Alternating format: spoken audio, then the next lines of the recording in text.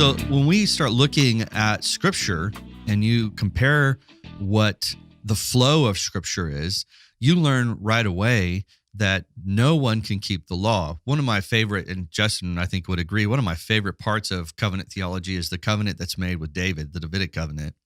And in that covenant, the psalmist says it this way, that there is a promise that's been given.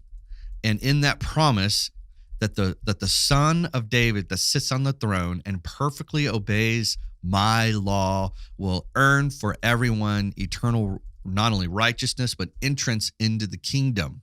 Mm-hmm. So you have to understand when Jesus comes and he perfectly obeys the law, and you have people who are standing up to him saying, well, yeah, no, I'm obeying the law. And he's like, no, you don't understand. You're not even close to me. Like you should be grabbing onto my feet as the prostitute did. You should be clinging on to me for dear life because your righteousness cannot match my righteousness, because one sign of guilty is a sign of guilty altogether.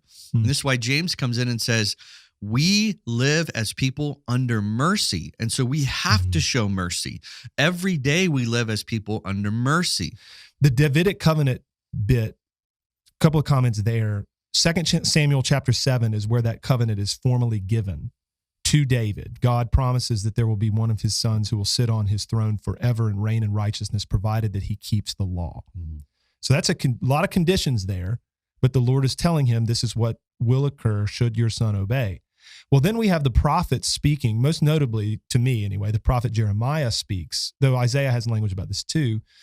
Jeremiah in chapter 23 and chapter 33 speaks very clearly about this righteous branch that God is going to raise up for David, who will execute justice and righteousness in the land, and who will be called, this son of David, this righteous branch of David will be called, the Lord is our righteousness.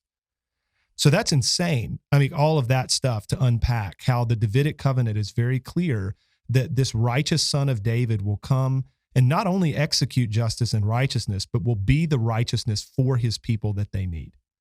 It's really, really incredible stuff. It is. That is hope-giving, that this has always been the plan of the Lord to accomplish righteousness in our stead because we can't. That's right.